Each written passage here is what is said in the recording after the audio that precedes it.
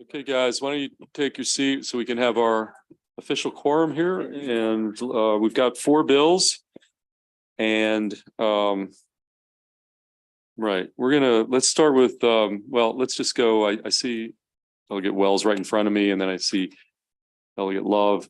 We're gonna take Delegate Lehman. You've got a lot more witnesses, so we're gonna put you in we're gonna put Corman in 3, and you're going to be in the 4th spot because you got by far more witnesses than the other 3. These other bills are going to be quick. So Delegate Wells, why don't you come up here? And you've got 2 witnesses. We've got a familiar face to me, Mac Middleton, going to come up here as part of your sponsor panel. Yep. And Steve McHenry.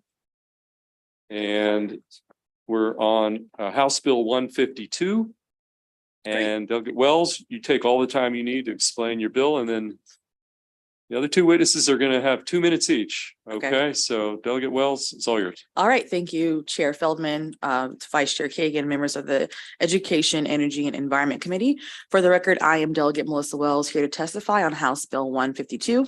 Last year, the former version of this committee passed this legislation in a similar posture, but on sine die, we're waiting for it to get off a 3rd reader. So I'm hoping that this year we can get it off a 3rd reader.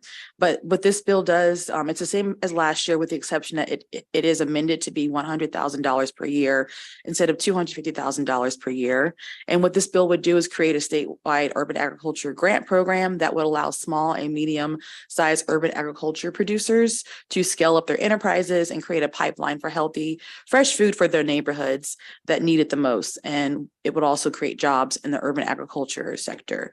So I've worked with the Department of Agriculture as well as multiple stakeholders and advocates to position this bill in a way that will hopefully accomplish this goal. And it is with that, I ask for a favorable report on House Bill 152 and happy to answer any questions. Okay, we'll go to the 2 panelists. Senator Middleton, got 2 minutes.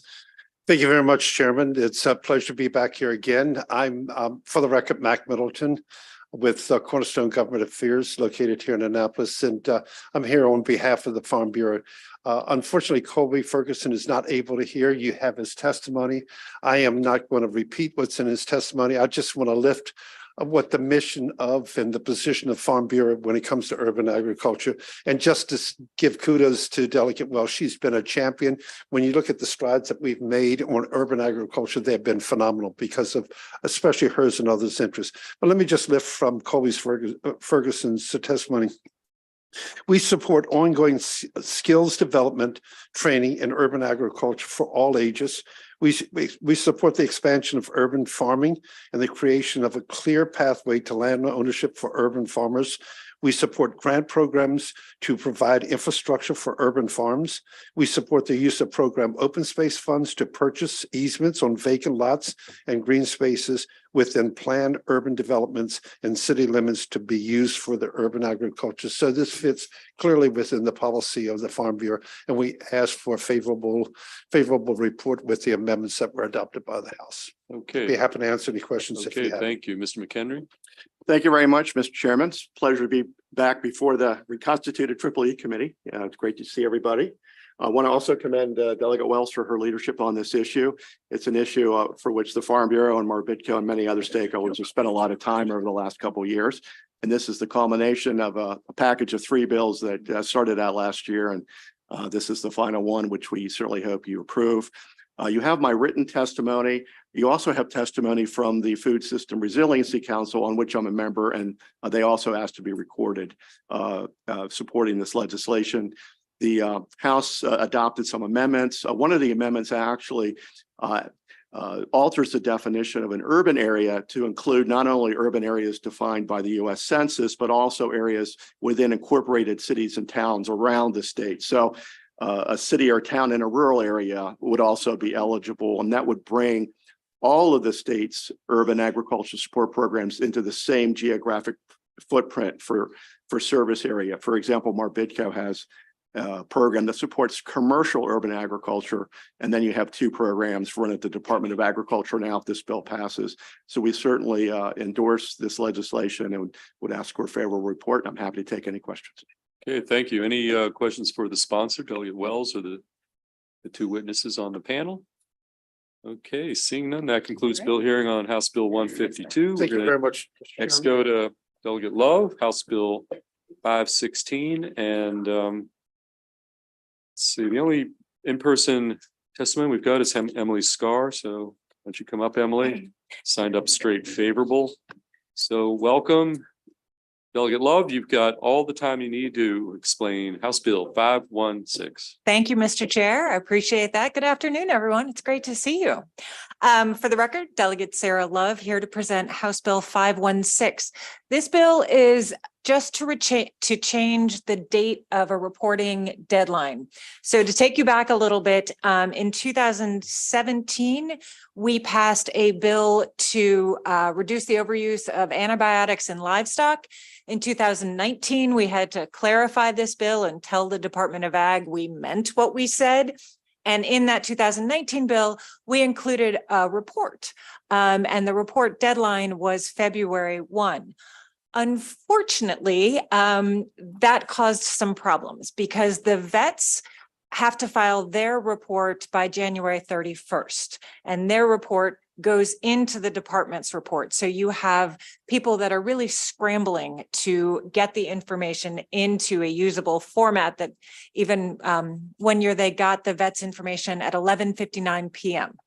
So that made it really tough for the folks. There's also a little bit of confusion because it includes animals raised on farms. The department's report has to include animals raised on farms. And so they've got that report deadline is in June. So you're sort of reporting on apples and oranges.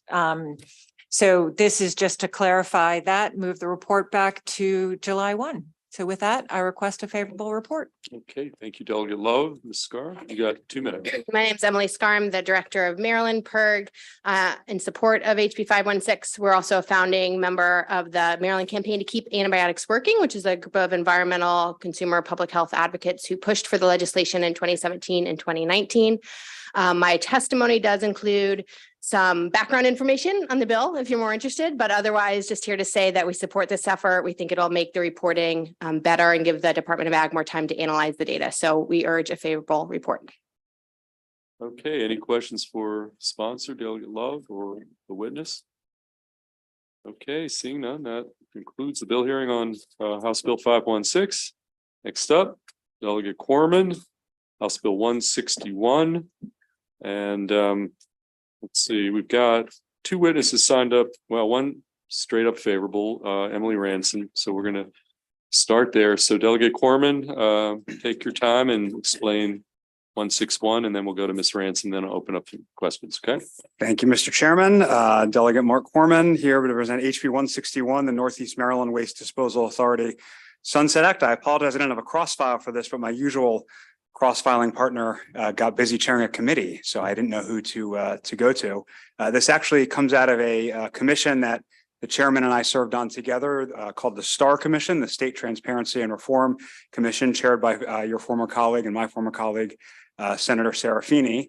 That commission looked at the different quasi-governmental agencies around the state, including this one, the Northeast Maryland Waste Disposal Authority.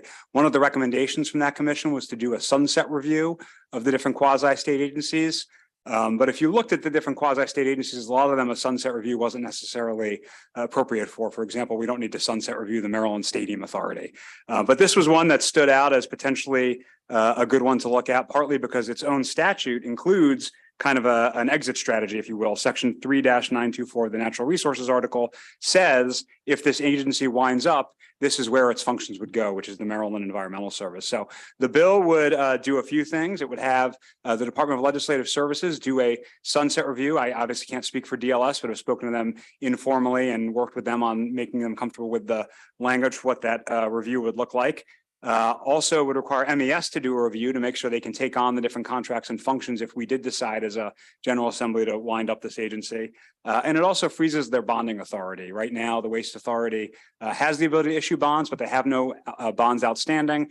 And they sent a letter to the Spending Affordability Committee at the end of last year saying they had no intention to issue bonds. So this just holds them in place pending this review. The bill before you has already adopted the amendments from our friends at Mako and some other stakeholders who are interested in some changes. So that's already taken care of. And with that, hope you adopt a favorable report and allow us to take a look at this waste authority going forward. Thank you, Mr. Chairman. Okay, let's go to Ms. Ranson, then we'll open up for questions. All right. Good afternoon, Chairman, members of the committee. I am Emily Ranson with Clean Water Action here in support of House Bill 161. At its core, this is a good governance bill that comes out of the Star Commission. And specifically, I want to highlight two of the recommendations from that review. One of them was to have this type of periodic review of compliance with the mission and the vision to make sure that these quasi-governmental agencies are filling their purpose. And it also poses 5 questions. Is there still a need? Does it still fulfill legislative intent? Should it continue as a quasi-governmental agency or be folded back into something like the Department of the Environment or another existing state agency? And has it operated with transparency and accountability? The Star Commission noted that these quasi-governmental agencies should not necessarily exist forever. They are created because of gaps that are currently not being served by the private or public sector. And so, is it still needed? Has the private sector, has the public sector stepped up to fill that gap? Or is it duplicative of other agencies? So House Bill 161 sets up BLS to conduct that review, report back to the legislature, and we urge a favorable report. Thank you. Okay, thank you. Any questions for the sponsor? Delegate Corman, Ms. Scar? Okay, seeing none, we do have actually one additional witness signed up purely for information purposes. Andrew Kays. Is Mr. Kays here? Okay, why don't you come up here and join the table, and you're here on behalf of the Northeast Maryland Waste Disposal Authority. And Mr. Kays, you've got 2 minutes. Chair Feldman, members of the committee, thank you. For the record, my name is Andrew Kays. I'm the Executive Director of the Northeast Maryland Waste Disposal Authority, and I am indeed here for information purposes only to answer questions should they arise. Fair enough. Any questions for the witness? Okay, seeing none, that concludes bill hearing on House Bill 161, which brings us to our final bill, which is Delegate Lehman, House Bill 299. And I'm going to call up, you've got some sponsor panelists. Well, actually, it's a lot of virtual witnesses here. So let me just Yeah, get Mr. up. Chairman, I Yeah. had one in-person witness. Ms. Right, Ainsworth. Martha Ainsworth, is that Yes. okay? Thank you. Martha? Okay, Delegate Lehman, again, we're on 299, and you've got all the time you need to explain the bill, and then we'll go to the witness, and then we'll go through some of the virtual Well, witnesses. thank you okay? very much, Mr. Chairman. I think you mentioned you realize we have some virtual witnesses Yeah, as well. we're Okay, here. great. Well, thank you. And good afternoon, Mr. Chair and esteemed members of the committee. For the record, I'm Delegate Mary Lehman, and I am requesting your favorable consideration of House Bill 299. And that is a bill that creates a chain of custody reporting system for the synthetic turf playing fields around our state. This is my 5th year working on this legislation to create transparency in a reporting system.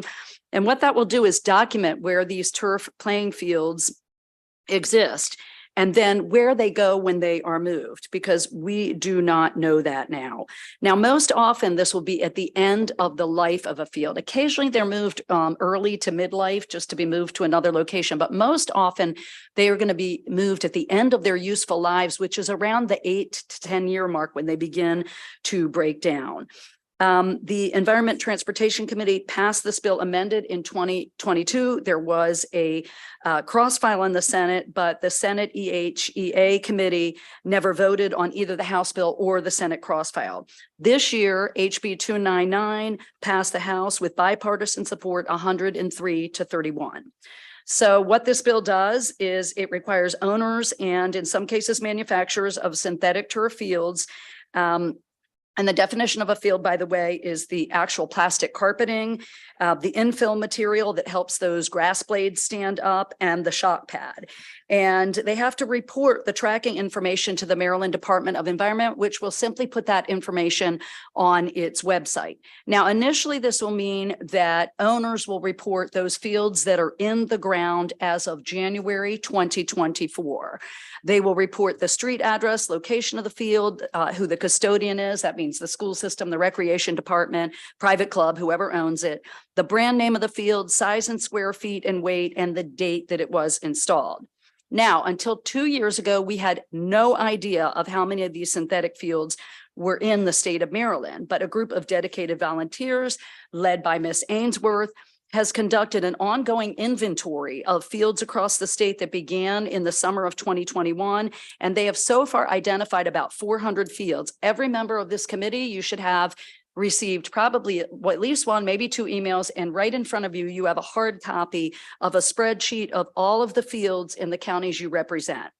There are no doubt some additional fields out there, and the reporting requirement in HB 299 will help clarify that actual number. So if the synthetic turf field is removed after that initial chain of custody reporting is established, the new custodian will report to MDE the new location and the street address, the name and contact information of the transporter, size and weight of the field, and how it is being used at that new location, whether that's recycled, processed for disposal, or used to replace another playing field. So you might be wondering, why is this important information to know? Well, I would tell you there are 3 main reasons. First of all, these fields pose an enormous solid waste challenge, and there are very few places where they can be disposed of either easily or legally in our state. And secondly, by finding out where the fields go, especially at the end of their lives, we can ensure that there is not either improper disposal, dumping, or stockpiling. Fields have been found to be stockpiled in other states on private property. And thirdly, there will be public information and greater awareness that we hope will lead to a commitment by the industry to reuse, recycle, repurpose, and responsibly dispose of these fields. So briefly, there were some friendly amendments in ENT that I will describe. There were clarifying amendments, first of all, requested by the Maryland Association of Counties on behalf of their recreation members. And those provide some flexibility about when they report on the weight at the end of a field's life, and the reason for that is because the infill has often been depleted. It tracks away with the athletes, disappears with the weather, and they're going to weigh less than they did when they started. One amendment was made at MDE's request. The agency asked that the penalties in this bill be administrative rather than civil. Another change, and this is one the turf industry had called out and wanted, simplifies the term, the definition of custodian to now mean simply a party that owns or is in control of a turf field, or is a current or subsequent owner. No longer refers to those who receive the fields or transport them. The bill now specifies a minimum field size of 5,000 square feet. It did not have a minimum in the original bill. And finally, it specifies that if one of these fields is moved out of the state of Maryland, that must be reported, but then that ends the reporting because, of course, we cannot legislate across state lines. On the House side, the turf industry had 3 concerns. 2 of them we've addressed with the amendments I just described. And the last issue they brought up is they think that the January 2024 initial reporting deadline is too soon. I disagree. This idea has been out there for years, and I think MDE will help educate field owners that they have to do that reporting. So in conclusion, Mr. Chairman, I believe that a chain of custody approach is very workable for both the field owners and in the on the unusual occasions that manufacturers will be the reporters. It represents accountability and transparency around these turf playing fields where they exist within our boundaries during any phase of their life cycle and where they go at the end of their life. I ask for a favorable report, and I thank you for your consideration. Okay, thank you. Why don't we go to the witness and then we'll take questions from there. Okay, you've got 2 minutes. Thank you. Good afternoon, Chairman Feldman and committee members. I'm Martha Ainsworth, Chair of the Maryland Sierra Club's Zero Waste Team, speaking on behalf of 70,000 members and supporters of the Maryland Sierra Club. We strongly support HB 299. This bill addresses a serious waste problem posed by the lack of transparency and accountability for disposal of synthetic turf. Since last session, Sierra Club volunteers have updated our inventory of synthetic turf fields in Maryland to estimate their waste and understand how difficult they are to track. As of January, we found 398 synthetic turf fields in 19 counties and in Baltimore City, about 50 more than last year. We were able to estimate the size of 378 of them and to calculate their weight and volume. This is how much it amounts to: more than 74,000 tons of plastic carpet and infill, nearly 135,000 cubic yards of infill, the equivalent of more than 4,460 30-yard dumpsters, 26.7 million square feet of plastic carpet. That's 612 acres, the equivalent of a circle that's 1.1 miles in diameter. This is a projection of the waste that will be generated when these fields are replaced over the next decade. We haven't been able to document the fate of those that have been removed, whether reused, repurposed, stockpiled, landfilled, or dumped. More are being approved every day. The complete results of the inventory were attached to our written testimony. The Synthetic Turf Council's guidelines recommend a chain of custody for turf and infill, but accountability for proper disposal requires that it happen and it be publicly disclosed. HB 299 will document the fate of the waste and serve as a deterrent for dumping. The Sierra Club requests a favorable report on HB 299, and I'd be glad to answer any Okay, questions. thank you. Questions for the sponsor? We've got Senator Watson. Thank you. Good to see you, Ms. Ainsworth. This is a great bill. I just got educated real quick. The question is, when a turf field reaches its end of life, what usually happens currently in the state of Maryland? I do see this company called Rematch, which is, I think, out of the country, where stuff gets shipped to and they reconstitute the original components and resell it. But currently in the state of Maryland, a turf field has reached its end of life. A third party, contractor is hired to come scoop it up. What do they do with it? I'll give that a shot first, and if Ms. Ainsworth wants to pipe up, she probably has maybe a different perspective.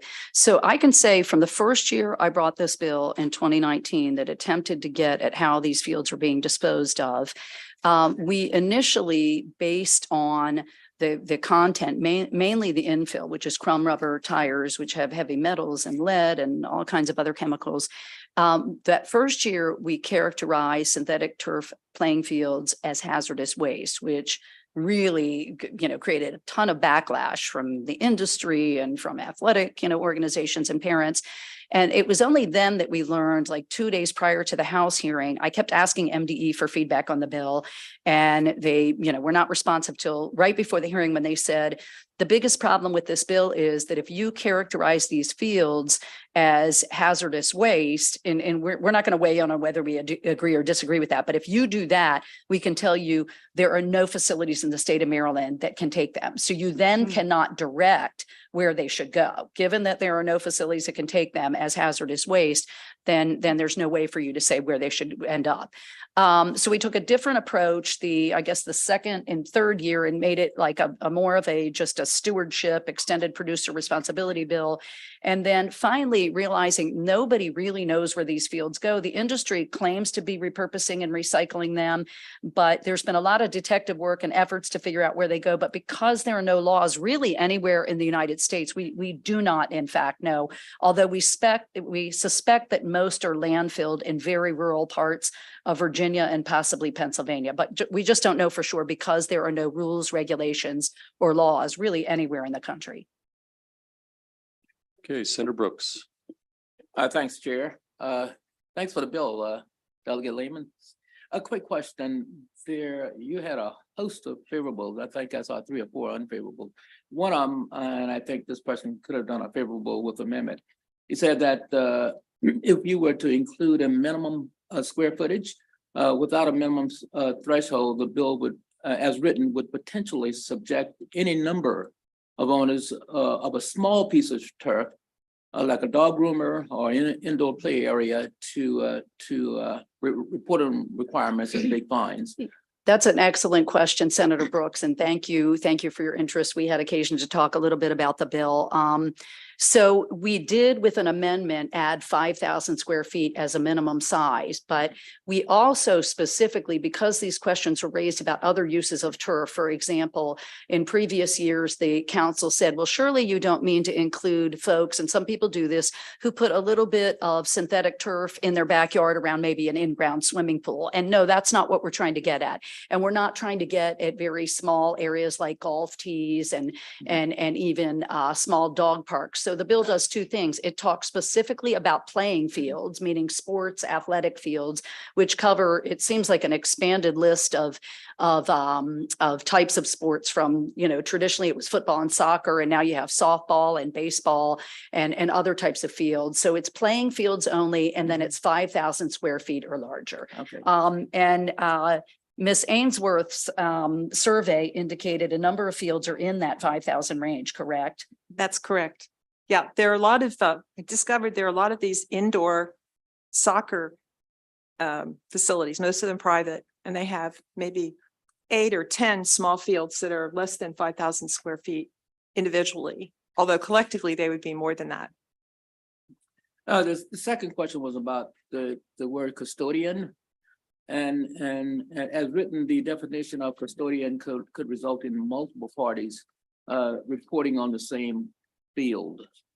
So Right. And yeah. so I'm going to pull up or open up to the third reader bill that passed the House, and as amended in the Environment and Transportation Committee by the subcommittee that I was in regular touch with, although I do not sit on, as it came out of ENT and passed the full House, it amended custodian to strike language that referenced a person that accepts the delivery of the turf field or someone that removes, transports, or disposes of it. And now the definition is a custodian is someone who owns or is in control of the turf field in the state, or a current or a subsequent owner of a property on which there is existing synthetic turf. all right, thanks. You're welcome. Thanks, Chair. Okay, additional questions? We've got Senator Kagan. Thank you, Mr. Chair. Delegate Lehman, Ms. Ainsworth, nice to see you both. Colleagues, I was the cross-file sponsor of this bill last year, and I think synthetic turf is a challenge for our municipalities, for our government, for our sports teams. There are health and environmental issues. But I do have a question. So I'm not trying to just do a puffball. So thank you, Delegate Lehman, for your ongoing leadership on this. So as you would remember, there was a dump. There was a bunch of turf, synthetic turf that was just, there's no other word to use other than dumped near a waterway and stuff. And the impact of that is just terrible. I'm noting, as Senator Brooks mentioned, from the opposing testimony, I wonder if you can speak to the Recycled Rubber Coalition. And the things evolve and grow, and forgive me if I was across the street in the House with Bill, and if you've already spoken to this, every year there's new technology and new opportunities. Can synthetic turf be recycled, repurposed, or reused in any way? Is there any technology that exists now or is in study or in beta testing or something that would offer us some hope for this stuff? Okay, so I'll give it a shot first. And you have a couple questions there, but on the first issue, can it be repurposed or recycled? I think the jury is really still out on that, primarily because, again, because this lack of transparency, the industry will claim that it is attempting to do that. It encourages its members to do that, but we have yet to identify a, sort of legitimate business that is doing that, is turning out other, repurposed products. If they're out there, we don't know who they are or where they are. And the other issue around the crumb rubber infill, in Montgomery County, I believe they no longer allow crumb rubber infill. I think so. There are alternatives to infill, natural products, but still primarily most of these fields use crumb rubber, and it can potentially, to the degree it doesn't migrate away, which a lot of it does, as I said earlier, with the wind and the weather and with athletes. It can potentially be bagged up and cleaned up and returned to the same facility it came from, but it tends to migrate away over several years. And of course, it's not very good for the environment. I will say also that in year maybe 3, there were 2 different tire industry organizations. Both were initially opposed to the reporting. And one of them, the larger of the 2, when the leadership of that organization realized it had only become a reporting bill, their response was, you know what, we already have to track whole tires. If all this is reporting, we can live with this. And they disappeared. So there's a second smaller group that has remained opposed, but the main group we've never heard from since I think year 3 on this bill. Because that's under federal law that whole tires have to be closely tracked and reported to the government, their whereabouts at all times. Just super briefly, I want to thank my good colleague, Senator Watson, who just sent me a URL. If anyone's watching, it's read-match.com, and it is a rematch turf recycling, and it's in Denmark. Right. So I'm not sure we're taking stuff from Gaithersburg or Rockville over to Denmark to recycle it, but that's interesting. And I wonder if that technology might, first off, is it real? Is it effective? And then would it be replicated here? So for whatever that's worth, I thought I'd share that. And thank you, Senator Watson. Appreciate you. Okay, Thank you, Mr. Chair. Yeah, any additional questions for the panel? Okay, seeing none, we do have several virtual witnesses, and we're going to start. We've got 2 that were designated by you, Doug Lehman, as part of your sponsor panel. So we'll start with Nicole Sherry. We can get Ms. Sherry up in the queue. Okay, Ms. Sherry, you've got 2 minutes, okay, and you're part of the formal sponsor panel of Delegate Lehman, and you're signed up favorable. Great, thank you. Good afternoon, Chairman Feldman and members of the Senate Education, Energy, and the Environment Committee. For the record, my name is Nicole Sherry. I am the past president of the Mid-Atlantic Sports Field Managers Association, and we're here to support the passage of House Bill 299 entitled Environment, Synthetic Turf Chain of Custody. For the committee's consideration and review, we have also submitted our written testimony, and I am here to answer any questions you may have. As a supporter of this legislation last session, we would like to take this opportunity to thank the bill's sponsor for reintroducing it. As written, this bill requires the Maryland Department of the Environment to establish a system to track the chain of custody of synthetic turf installed on sports and playing fields in the state. The transparency due to this bill allows end users to better understand the investments they make and the long-term costs while protecting them from potential liability.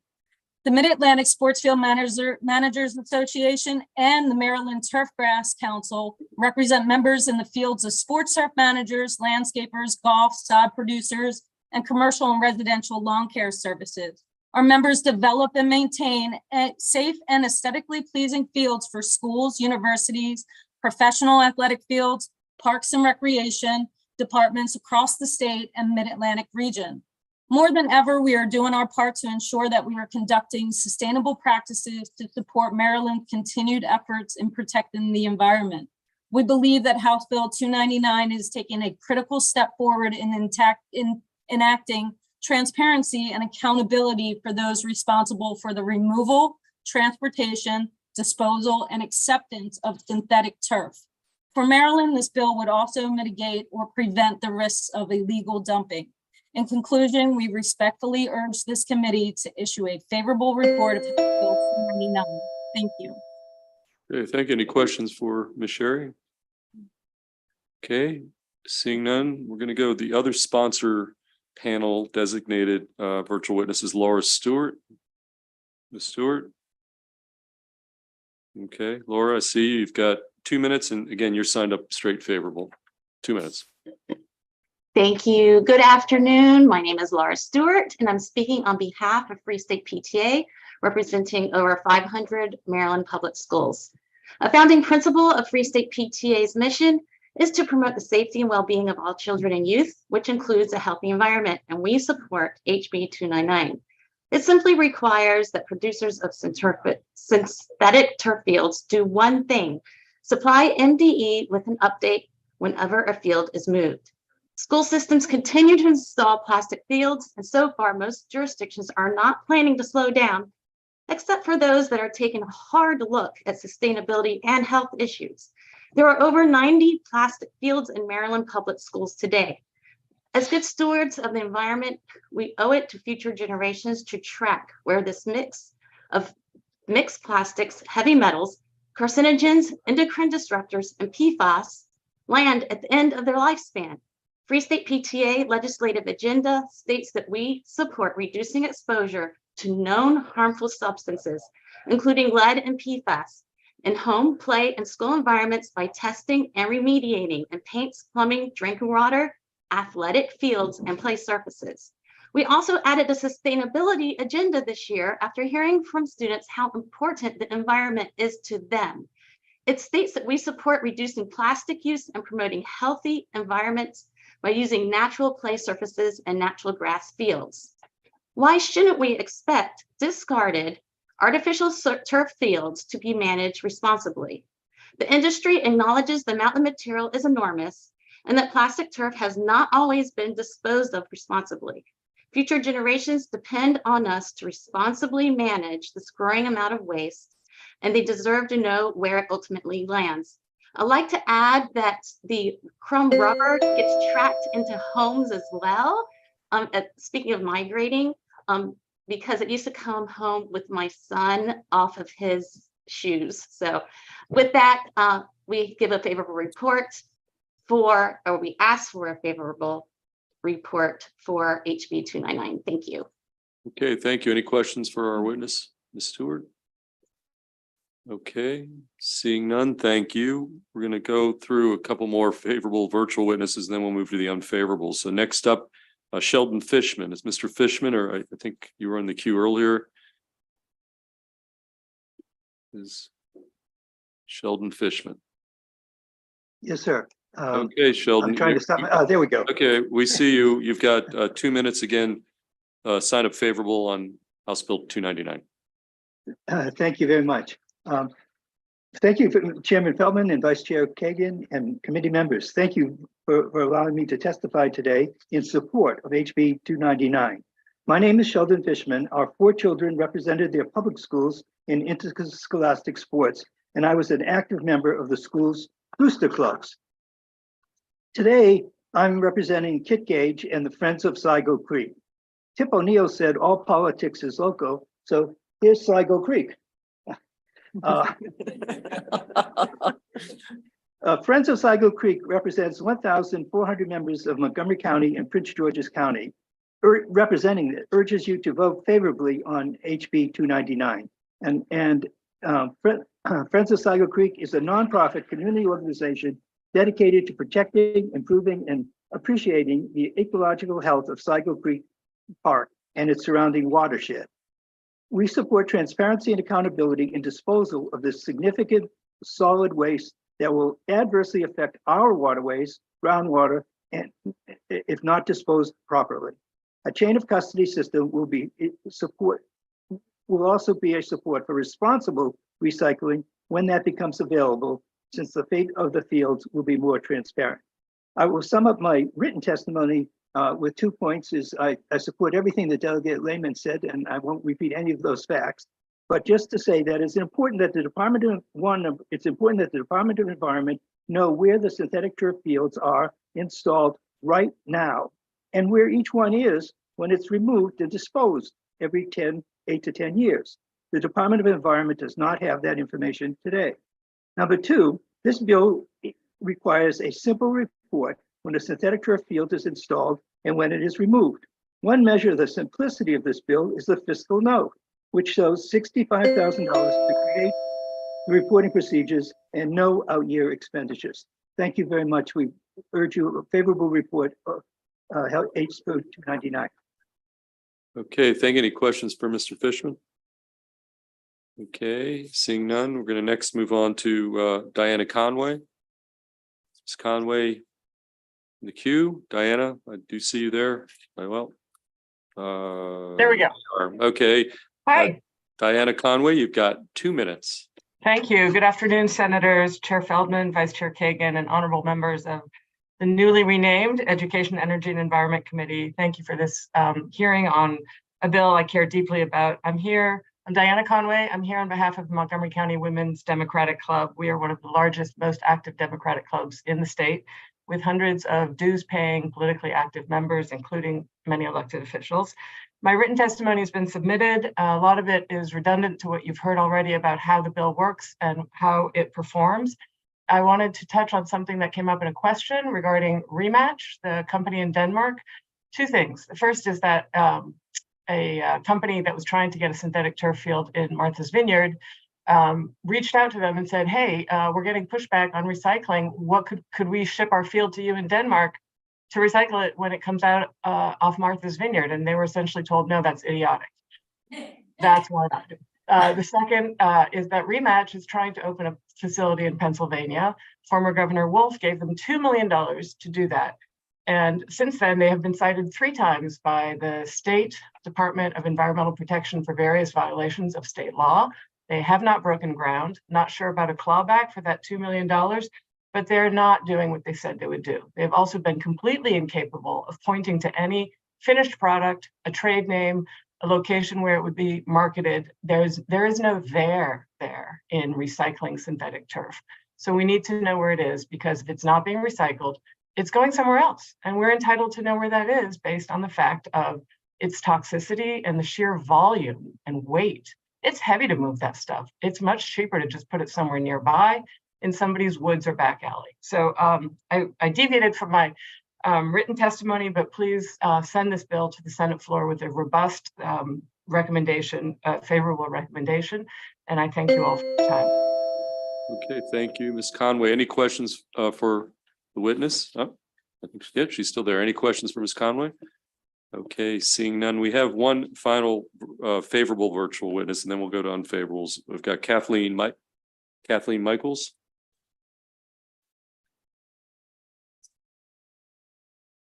Okay, Ms. Michaels. Hello, thank you. there Yes, you go. can you hear me? Yeah, and you've got 2 minutes. Okay. I'm Dr. Kathleen Michaels. I'm here as a parent, scientist, and community member representing the members of a grassroots nonprofit, One Montgomery Green, and supporting the written testimony of Safe, Healthy Playing Fields. You have heard from the Sierra Club about the sheer scope and scale of the synthetic turf waste problem, as highlighted by the volunteer statewide inventory.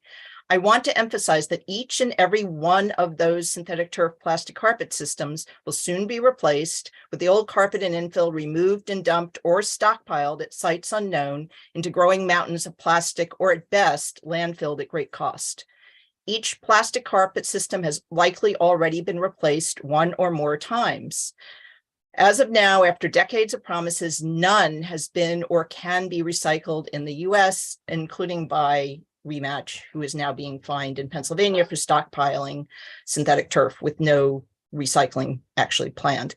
I want to emphasize that every field dumped is hundreds of tons per field of forever waste full of forever chemicals such as PFAS, and frequently dumped or disposed of outside of landfills. The Synthetic Turf Council itself has promoted a voluntary chain of custody. Without a publicly accessible tracking system, voluntary has not worked and cannot work, providing no accountability to the public or to the places the synthetic turf is dumped on. It is all of our children, grandchildren, and beyond who will have to find and clean up this waste. At least make it easier to find. Please support the synthetic turf chain of custody bill and at least give them a fighting chance. Some examples of problematic dumping are Richard Montgomery High School was dumped at a paintball site on Bird Creek in Baltimore County. Walter Johnson High School was sent halfway around the world to a site in Malaysia to an uncertain role. We don't know what happened to it. And other fields have been likewise been dumped inappropriately. Thank you. Okay, thank you. Any questions for Ms. Michaels? Okay, seeing none. Okay, that's the extent of the favorable witnesses. We're going to next move to the unfavorables. We've got Melanie Taylor. Is Ms. Taylor, if you could come up, signed up unfavorable. And then we do have several virtual witnesses also unfavorable. So we're going to start with you, Ms. Taylor, and you've got 2 minutes. Thank you, Mr. Chairman, Vice Chair Kagan, and members of the committee. My name is Melanie Taylor. I'm the president and CEO of the Synthetic Turf Council. We've outlined our primary issues with House Bill 299 in our written testimony, both on the definition of custodian and the minimum square footage. The STC promotes sustainability and proper end-of-life handling of synthetic turf systems. But as it relates to this bill, the definition of custodian could still apply to 2 or more parties, which may cause confusion and duplication in reporting. And to that end, we believe that the most effective way is to track the field by having one clear, responsible party complete the report at each point along the chain, and that is the owner. Second, we agree that transparency and accountability are necessary and achievable when the expectations are specific, measurable, and reasonable. So to that point, a sports field can average about 75,000 square feet or more, and those outliers are on all sides, and it depends on the type of application and sport at play. So therefore, we believe that a minimum of 50,000 square feet would capture most of them. So as of now, the 5,000 minimum may include residential, commercial, and playground applications that often last up to 20 years. And we believe that a tracking system for products lasting 2 decades would only increase costs and impose operational burdens for homeowners, small business owners, and parks departments. I also want to mention that we have an STC member, an installer in the Chesapeake Bay, and they send all of their scraps and discards to a company called Best Lumber, and they recycle synthetic turf into curbing and perimeter boards for new projects. We also have Shaw Sports Turf with Shaw Industries, and they are currently recycling turf into, and to date have recycled over 5 million pounds of reclaimed turf that would have otherwise gone into a landfill. And that is, they're recycling the turf and making shock pads that go under new projects. Thank you for your consideration. Okay, thank you for your testimony. Any questions of our witness? Vice Chair Kagan. Mr. Chair, thank you for your testimony, and opponents and proponents help us do our job better by giving us different perspectives. So thank you. One thing caught my ear that was confusing. On page 2, lines 13 and 14, it says any current or subsequent owner of a property on which there is existing synthetic turf. You said that it could be confusing if there's more than one person and they wouldn't know who would be responsible to report. It looks clear to me that it's the owner. And if there's an owning entity or a corporate interest or whatever that is, or a school, you know, a local education association, like whatever that is, tell me where's the stuck point for you in that? From memory, thank you, Senator, for the question. From memory, it's a previous line. So owns or is in control of is what we would like to clarify, because an installer or contractor could be in control. A producer could be bringing the turf to a site for a brand new project and they're in control. We just want to make sure that that is clear of who the owner is. Sorry, that didn't clarify it for me. So owner or in control. So you're going to put the onus on the poor schlub who has a small business who's like carrying it or installing it, as opposed to the person who ordered it, paid for it, supervised it, chose it, and is owning the property on which it is used. Yes, thank you, Senator. That is, we are asking for the owner to be the custodian. The line that says in control of is where we feel like that there's a gray area there. Okay. And I would welcome any opportunity to discuss a change with the members of the committee. Okay, thank you. Okay, Senator Carozza. Thank you, Mr. Chair. Just to summarize another point in your testimony in the bill, page 2, line 27, you mentioned the at least 5,000 square feet in size, that being a bit of a challenge. What was your suggested number for that? Thank you, Senator. The average size of a field, again, can be 75,000. Actually, it could go from 50,000 to 125, depending on the sport you're playing and how it's designed. So we feel that a 50,000 square foot would cover sport and play fields. Thank you. Thank you. Okay, additional questions for the witness? Okay, seeing none, we're going to next go to the virtual unfavorables. I'm going to go to Jeffrey Graydon. Mr. Graydon. Mr. Graydon here. Mr. Graydon, you're signed up unfavorable. And once I see you, there you go. And you've got 2 minutes. I think you might have to unmute yourself, or we've got to unmute you. Okay, we're good. Okay, so you've got 2 minutes unfavorable. Thank you, sir, and thank you for allowing me to testify today. I have considerable experience in the synthetic turf industry, as well as over 4 decades in code enforcement in my local community. And I'm not unfavorable with the intent of this bill. I think it's very well intended. I'm unfavorable because of things like definitions. They're well intended, just not well done. A year ago, I offered to be of assistance to the committee. And again, that offer is still there. I think that if you just define things better, I don't think you'll face opposition from the industry. And some of the misconceptions I heard today from people testifying are they're not factual. There are fields that are being recycled. I personally, in my real occupation, have many fields, and we work very hard to recycle the crumb rubber, to recycle the sand component of a field. We are moving away from crumb rubber. We're moving more into the TPE type products that pass California Prop 65 with no warning labels. So I don't believe you'll find opposition to this if this bill, if people would sit down, collaborate, and again, I offer my assistance to make sure that it's clear and understandable and not onerous. But I think an owner should have the responsibility, not transferring things along the way. So thank you for your time. Okay, thank you. Are there questions for the witness? Okay, seeing none, which brings us to our final witness on this piece of legislation, signed up unfavorable, Kenneth Curtin. Mr. Curtin, you're signed up unfavorable and you've got 2 minutes.